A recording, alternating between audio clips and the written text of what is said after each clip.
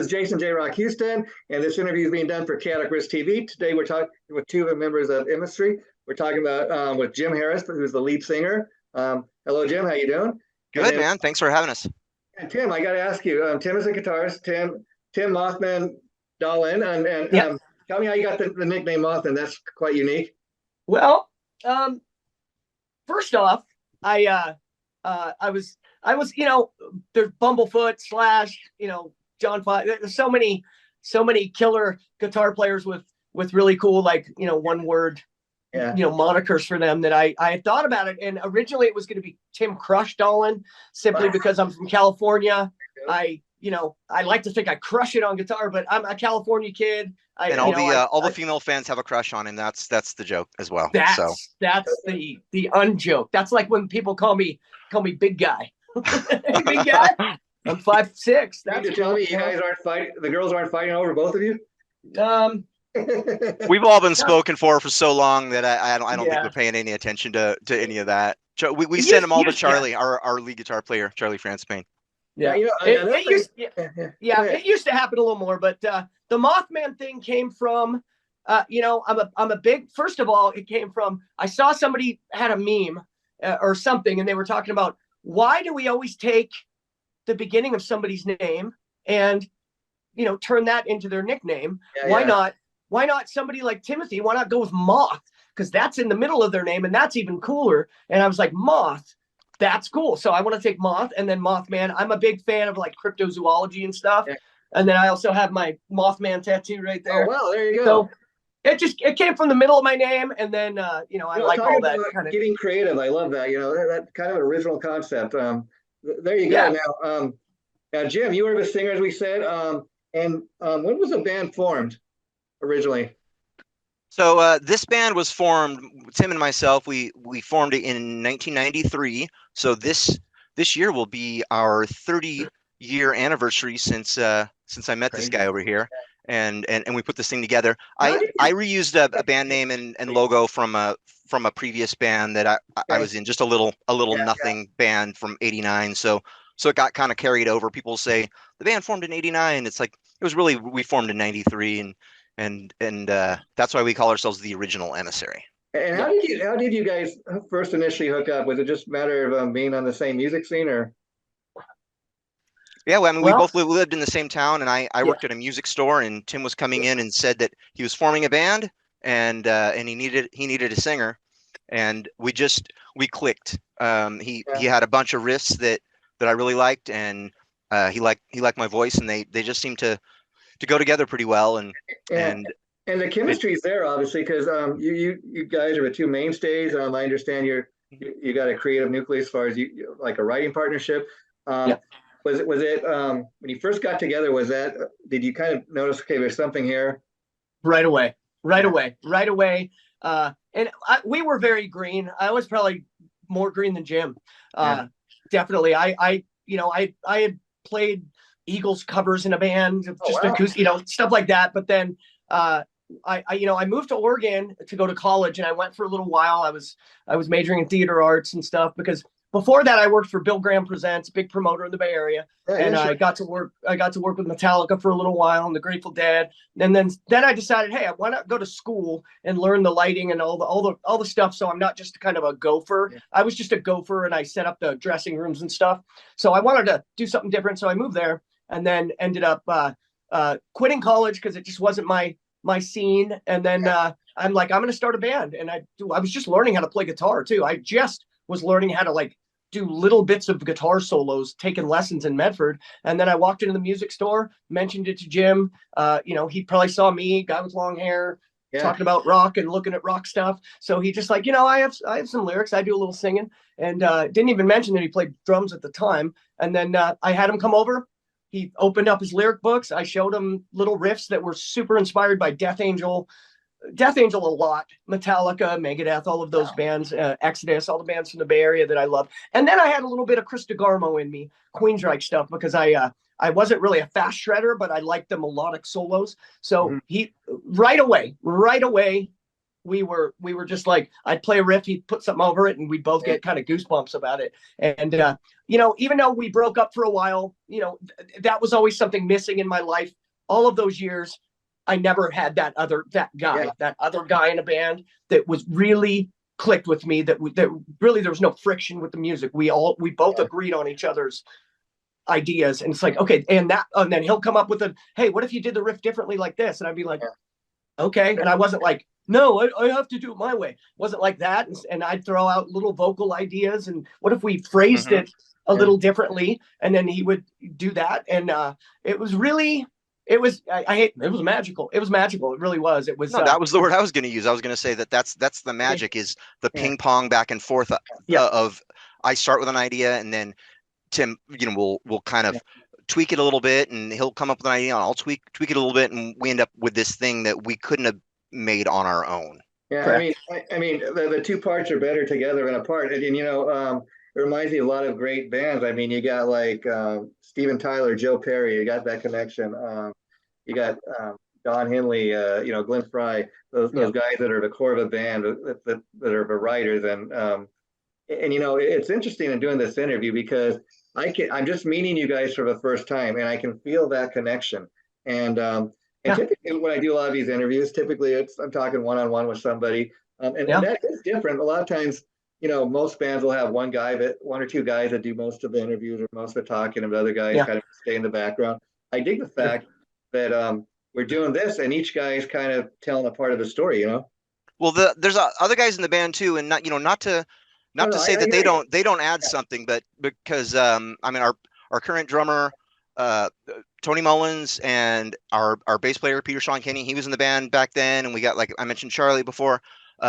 These are guys that the guys that used to be in the band, or the guys that are in the band now, anytime that Tim and I come up with something, those guys will kind of, I joke and I say they rub their stink on it a little bit, and it definitely comes together, and it makes it sound like Emissary. Well, the point I was making, Jim, and the what I love about doing interviews like this is, typically, you know, I will talk to, you know, I'll set up an interview, and typically one guy will do the interview, and I love doing stuff like this where you're getting more than one guy, because like you say, even though the drummer and the bass player aren't here, sure, they contribute to the band. Sure, you know, you take one band member away and you replace them with somebody else.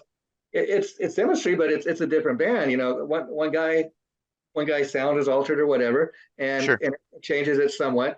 And so that's the point I'm making. I love the fact that you guys are so, again, I can just feel the connection. And the other guys are, of course, are equally important, but I think people are going to enjoy watching the interview when we post it, because you got more than one guy doing it, you know? And it makes definitely. Tim and I connect on a weird level that most people don't get. I mean, in lots of different ways too, like where we finish each other's sentences and all of that, and people are just like, you know, it's like twins or something in certain ways. Your brother from another mother, right? Well, I mean, kind of. We were like a married couple for a while. You know, we'd bicker here and there and stuff, but none of our I don't know, animosity is not the word. None of our disconnect at the end of the first bit of Emissary, none of that had to do with music. It just had to do with two egos, and that's why a lot of times you have a guitar player and a singer. Most of the classically, you know, classically, it's most of the time it's the ego thing. It's really an ego thing. It's you know, David Lee Roth wanting more spotlight than Eddie, and Eddie saying, "Wait a minute, the band's Van Halen." And so I think it was some of that later, when we were going down some roads we probably shouldn't have, and struggled a little bit, and we're not fully ourselves. We weren't that fresh Tim and Jim. You know, they call me Timissary, call him Jimissary. You know, they just knew we were it. And again, the other guys told, the beauty of this band is I can talk to the bass player and say, you know, I'm going to alter your bass part a little bit. Let's do that. Or I'm going to take the drums and I'm going to edit them and just metal that fill up a little more. And everybody's fine with that stuff. And Jim too will come up with what if you did this and don't do it that way? And we're all very receptive, because we want the best product for sure. Yeah, so what led to the band's breakup was just kind of around the early 90s. So, you know, Nirvana. Grunge hit, and everybody wasn't paying attention to hard rock and metal like they once were. Yeah, it was we were in the Pacific Northwest, so it was worse here than probably other parts of the world, and other parts of the country. I'm sure grunge and alternative rock were happening everywhere, but it was really, really happening here. And there was definitely an expiration date on how long we could play, melodic thrash mixed with power metal, in the early 90s in the Pacific Northwest. It got to the point where we almost couldn't even get gigs unless we were playing with alternative rock and grunge bands. And that scene's fine. It's fine for what it is. It's just not what we were doing, And so when you guys split and you took some time off to do other things, do you think once you decide to reunite and get back together, you have more of an appreciation for each other because of the time away from each other? Or did so you much. Still Yeah. I mean, we had to bury the hatchet on some stuff. And you know what? The beauty is, it's funny. I don't like phone calls very much. I don't, I'm a texter and I don't like long stuff. But Jim and I have done 3-4 hour sessions just talking to each other on FaceTime. And, we went through all of it. About a year ago, we sat and talked and we're like, okay, back then some things happened and let's talk about them and let's get each other's perspective a little bit, because I don't think either of us are bad people or we're had any negative intent. I went, flannel rolls downhill, as I like to say. Seattle, it's up north. Flannel came down, through the channels and came to Medford, Oregon. And it was tough being called names, and butt rock or, people kind of making fun of what we did. And then that was painful. So I went a different route.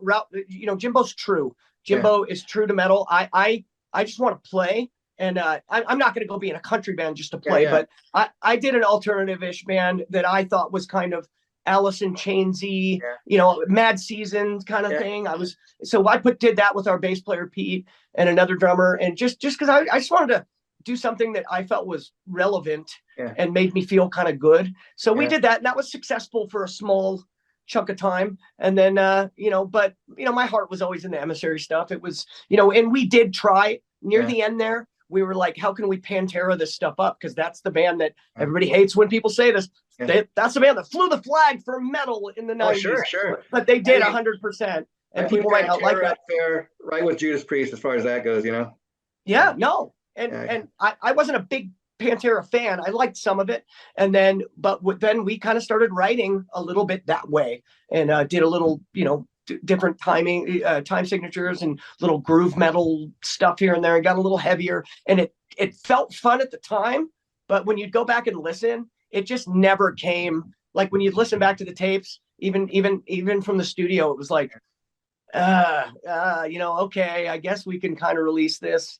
Nobody's probably saying anything to the other guys, but I'm just like, we're just probably all like, this just doesn't sound like Emissary, man. So, and it had to go away. It had to go away. Yeah. Like the whole scene and the style, had to die off and then be reborn again, new wave of traditional heavy metal. And it just seemed like it was a good time to figure that out and get back together. And like you said, bury some hatchets and definitely take accountability for each of our, there was a situation I could have handled that better, or that I said something I shouldn't have, or whatever. I mean, just stuff happens when you're a kid, and we're grown ups. At least it didn't get to the point where it got ridiculous as far as you guys hating each other. I mean, at least by the time you get back together, you're I think smart enough to kind of make up and okay, let's be friends. And I think the story would have maybe turned out differently if, let's say, Jim, you decide, okay, Tim's no longer in the band, we're just going to carry on without him. But I think everybody, like you said, needed a break. And when you get back together, there's that appreciation, maybe more so because you haven't seen each other in a while. Yeah, for sure. I mean, we met as different people, than we are now. You know what I mean? Like like what Tim was saying, he went a different route and kind of kept playing music, but played different styles of music. And I stayed in the world of metal, and I ran a record shop and had an indie label for a while, and wrote for magazines. And I was behind the scenes. I was promoted shows and did all that. So like to be on the other side, and not being a band, but you're helping other bands to promote what they're doing. I love it. I still love it. I mean, I'll still, if a band's coming through town and they say, hey, can you get us a show or whatever? And I pair them with other bands that might work, or if some local newspaper asks me to write an article on somebody or whatever, any of that stuff. I mean, I love heavy metal. So for me, it's it's a culture. Oh, sure. It's I just like being part of the culture. Yeah, and for I have to say, for me, I struggled the other way with that.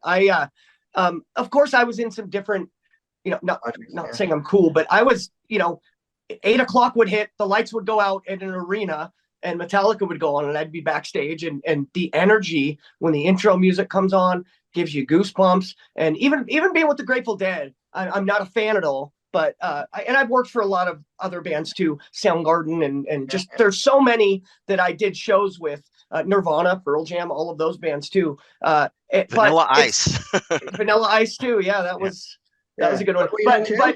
Yeah, But there's when no the shame light in goes that out, because you're a working musician. You want to make a living, right? So sometimes we do what we have to, and there's no shame in working behind the scenes, say at a Grateful Dead concert, if it pays the bills. And again, it's a different type of music, but you get to maybe learn, a different aspect of how they do it, Well, my eyes were wide open the whole time, and to be honest, I had the laminate, the all access around my neck that says Metallica on it or Grateful Dead, and I'm walking around the concourse just because I do that anyway. But I like the way people looked at me. Oh, that guy's cool. I got on MTV once, and I was backstage with Metallica. It was Queensryche, Metallica, Faith No More, and Soundgarden at a stadium show, and I was backstage, and I ended up getting on MTV, and I knew I was in the camera shot with Kurt Loder and Lars and Kirk. And I took advantage of that for a second. And I liked being around that and being a part of that so much, just to be able to talk to Chris DeGarmo when he got there. I remember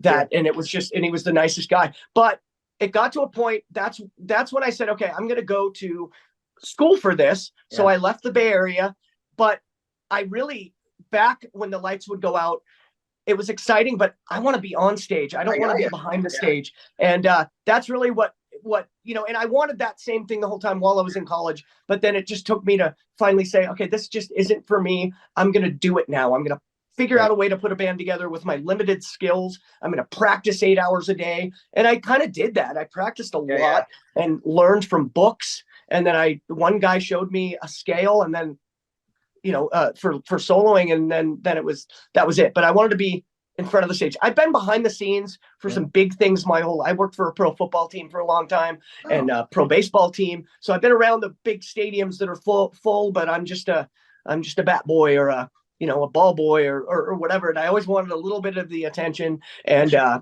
that's, I wanted to be in a band and do what we're doing right now and be in magazines and do interviews since like third grade when I saw Kiss on HBO. I was like, or it wasn't third grade, but it was close to that. And I was like, that's what I'm going to do with the rest of my life. I guarantee it. And so it was, being behind the scenes was great. And if I'm not playing a show, I love being behind the scenes. So anything to do with it makes me.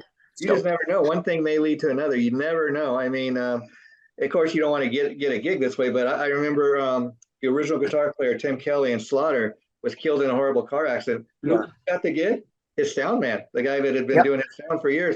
And again, you don't want to get a gig like that, but that opportunity might not have came his way, unfortunately. Yeah, I mean, ZZ Top right now. Top right now. They have was it the bass or the guitar tech? Whoever is now with the beard in the spot, and it's I mean, Tommy Thayer.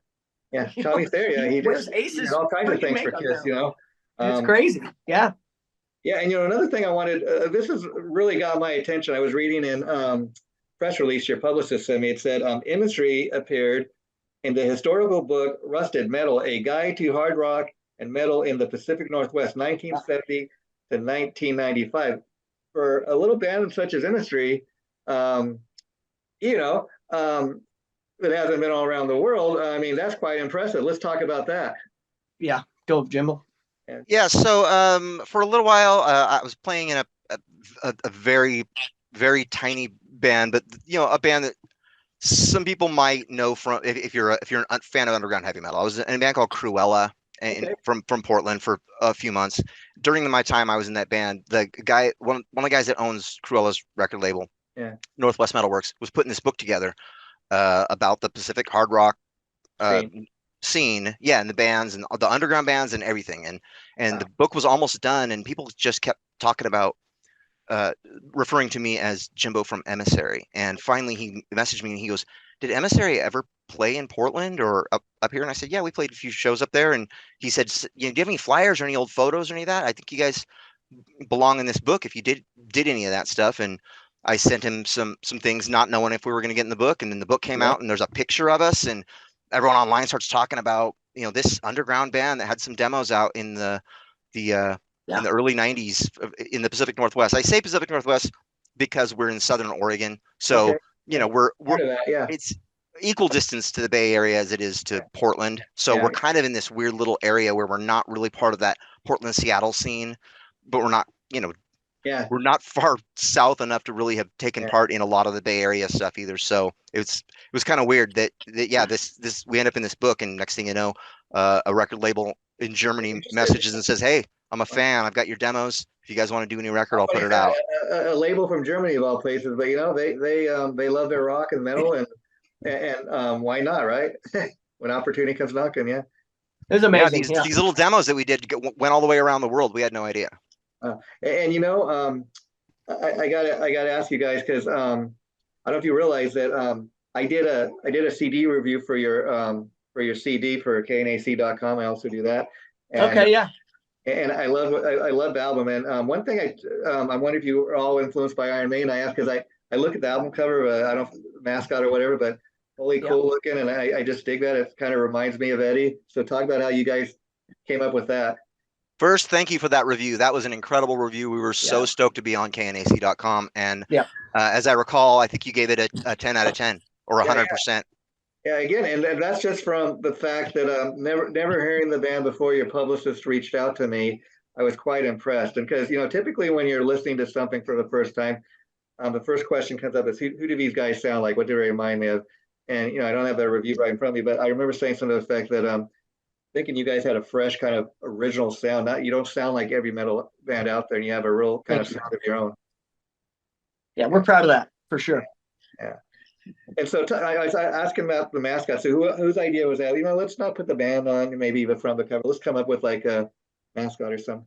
I think it was both of ours back then. I'm not sure. Jim was the artist, but, you know, I'm not trying to take credit. I don't remember how we exactly figured it out. Yeah. At some point, somebody said, "Hey, we should have a mascot like an Eddie or like a Vic Rattlehead," and you know, and most of those things have a skull face. So we kind of went with this top hat idea, and so that the mascot, his name's Rod, R-O-D, because he's the ruler of Defiance. I love that. Okay, yeah, so metal. Yeah, and you know, in the new version, I've decided that his full name is Rodney Dangerface. But we always just call him Rod, and we wanted to put the mascot on the cover, so we worked with an incredible artist named Don Yatomi, who did some art for Megadeth and some other metal bands, and it's just an incredible artist, incredible illustrator, and we just fed the idea to him and gave him our ideas. Tim and I talked for like he says, we hours and hours talking about what concept we want for the cover, and so we had all these details and gave it to Don, and he came back with that incredible album cover. So he nailed it. Designed it, the current kind of model, but Tim was saying something about you originally kind of designed it. So are you're much of an artist that way? Oh no.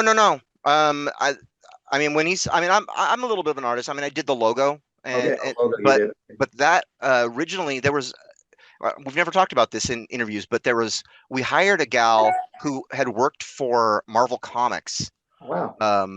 Her name was Lisa Amahide. I have no idea whatever happened to her, but she did some work with, I don't know, some Spider-Man comics or something, and happened to live locally, and invited her over and said, and again, just kind of gave her the concept. And there was this, we had Rod juggling spheres with our faces inside these like bubbles, and that was on the back of the t-shirt, and she did the original art for that, and then all these years later. Her initially, like, was it over the internet or something you found her? Or? Oh, it was before the internet. Oh wow. Yeah. It was she probably came into music, into my record shop at the time, and I think we probably met that way. And talk about work. That's pretty cool to go from being in a band to working at a record shop. I mean, do you have memories of like recommending stuff to people that would come in? Oh yeah, that's him. that was one of the parts of the job that I really loved, that I think is missing now. You know, there's not a lot of human element when it comes to people going on to say Pandora, and it just will automatically go, oh, these are your 10 favorite songs. Here's another song that has the elements that you like, because the algorithm recognizes it. So robotic, yeah. Yeah, I used to have that job where you would say, these are my 3 favorite bands, and these are 3 bands that I don't like. Yeah. And I could figure out, by you telling me your 3 favorite bands, I could find another thing for you that would fit your taste. And that's what now that's what all this AI, does. I totally agree with you. I mean, I'm old school in that way. I miss the days of going to, there used to be things called the record store that you could go and buy your music. It wasn't all online. And the day it came out, you'd go the day. I remember getting Master of Puppets. I had a toothache. My sister, who I didn't really get along with well, but she knew I wasn't feeling good. She went down to Rod's Records and got me Master of Puppets. And part of the album art and cover is we knew we were going to get vinyl. We knew we were going to get vinyl for the new album. So I talk about this sometimes. The experience and the relationship with music that we had in the 80s when we were kids, we'd get the album, we'd smell it, we'd sit there, drop the needle, and we'd look at we'd read the liner notes, we'd look at every single piece and part of the album. Talking about release day, I remember that, Tim. I mean, Tuesdays, it was Tuesdays back then, at least. Yeah, it used to be Tuesday. Now it's every Friday, but the funny thing about that is I love to look at the album cover. I mean, I remember getting like Kiss Alive for the first time. I remember Iron Maiden, Number of a Beast, seeing that for the first time. Right. Not even knowing what it was, but man, I don't know what that is. It looks so cool. I got to get that. I miss those days. You used to have you wouldn't you maybe hear of a single, but you wouldn't hear everything else until the day it came out, or they might world premiere an album, be a special event. That's really missing. And as you guys know, even if you have people go on your YouTube page, you're lucky if they play your song all the way through. All the way through, yeah. Yeah, that's just the modern age. Unfortunately. I mean, again, it was a relationship that you had, and it was exciting back then before the internet, when you wondered. I'm not saying I like these things, but when you wondered, oh my God, does Gene Simmons really step on puppies? Is Tony Iommi satanic? Is you wondered all these kind of weird things that gave a stigma to that music. Turned out bad for the Christian people that fought it and stuff, but it was exciting to be a part of something that you just thought there was something more to it and a bigger deal. And then the internet just came out, and the internet's great for some things, but not to be able to smell and hold an album anymore and look through the book. And metal is really the unique genre that people really dove into that stuff a lot more. And again, we wanted an album cover just like a Maiden cover, where somebody's going to be and the logo too, even though the logo was already designed, through our time, it's evolved a little bit, just some cleanup, but I wanted that. I remember I never bought a Molly Hatchet album, but when I was a kid and I would see it, I was always like, that's so cool still. And Uriah Heep, those bands, but with the logo, we definitely want something where if somebody saw it in a record store and they're a metal fan, they're going to stop. And they're gonna buy our shirt at the shows, because it's such a perfect logo, perfect metal logo that's easy to read. We're not doing any of the chicken scratch like the death metal bands and those bands, but I'm very proud of our aesthetic and our brand. I think I think we, with Dawn, myself and Jim, we nailed it, and very proud of that. And I'm gonna be proud when the vinyl finally comes out. I'm excited for people to have a big version to just kind of sink themselves into while they listen to the music. And especially you, Tim. I think anybody you can look at you, there's no doubt you're a metal guy. You wear it proudly, and that's what you guys are great at, like waving the metal flag, as you say. So let me ask you, Jim, what's next for a band? I mean, you got the album's been out a while. You even thinking about writing new music or working towards the next album yet?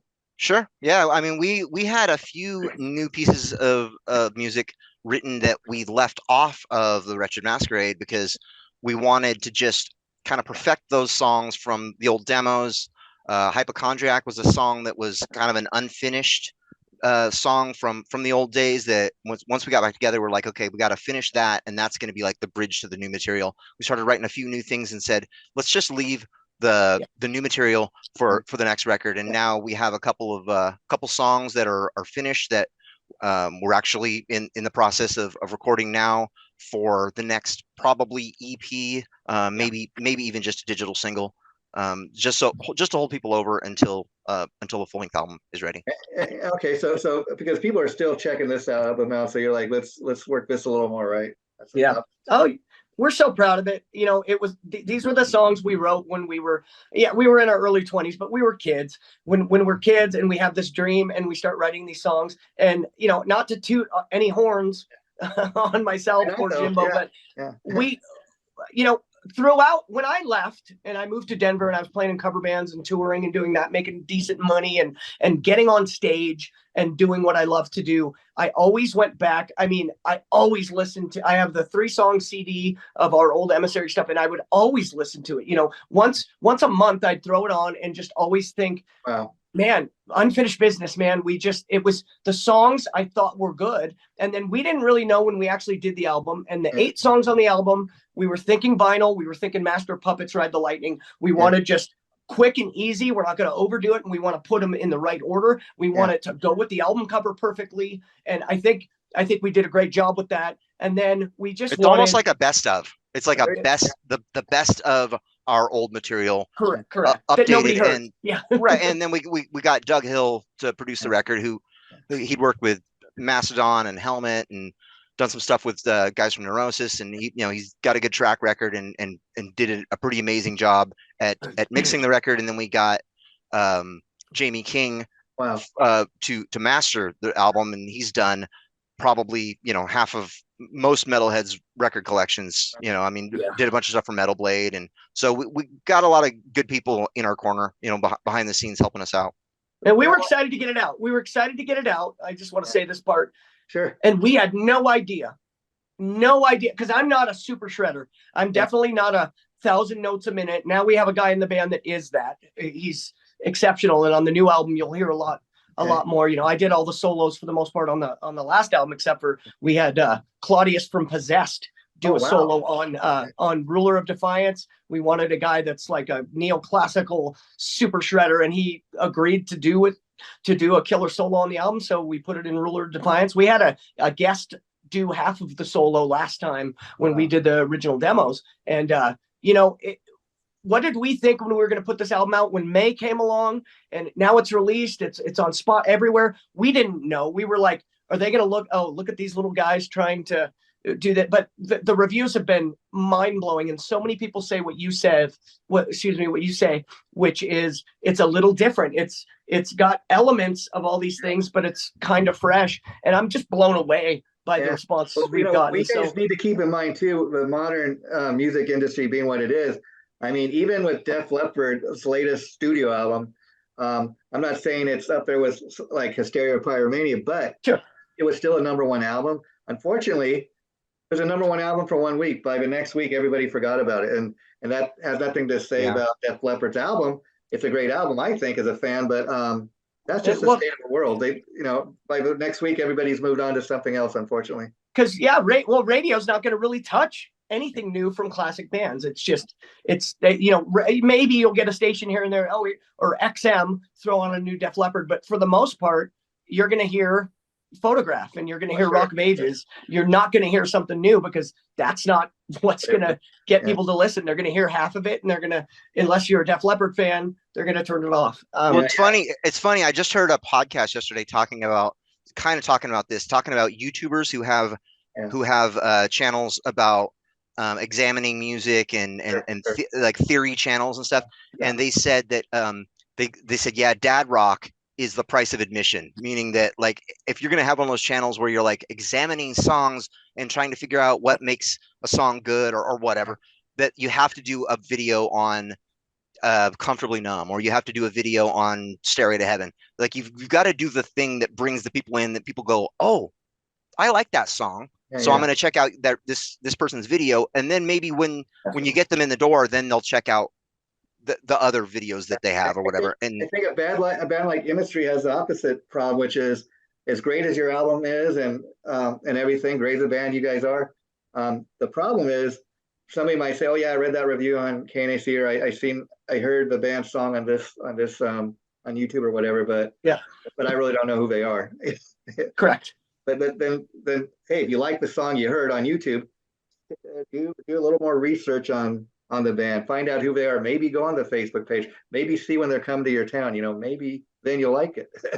And luckily it's those metalheads that do that. Jimbo's one of those guys. You hear something and you're like, wait, I remember hearing Downset, Stuck Mojo, bands like that when we were near the middle of Emissary toward the end there. And the first time around, and I was like, okay, I really like that. So we, bought the albums, and you listen to the rest, and it's great. And metalheads will do that. Metalheads will be like, wait a minute. Let me check this out. Tim, I want to thank you guys for dropping by today. I tell you, this was a real fun interview. Let's Totally definitely do it again. Definitely. I only was able to touch on half what I wanted to, but I think we accomplished getting your story out a little. Next time, maybe we'll talk specifically about the songs on the album. Okay, so let's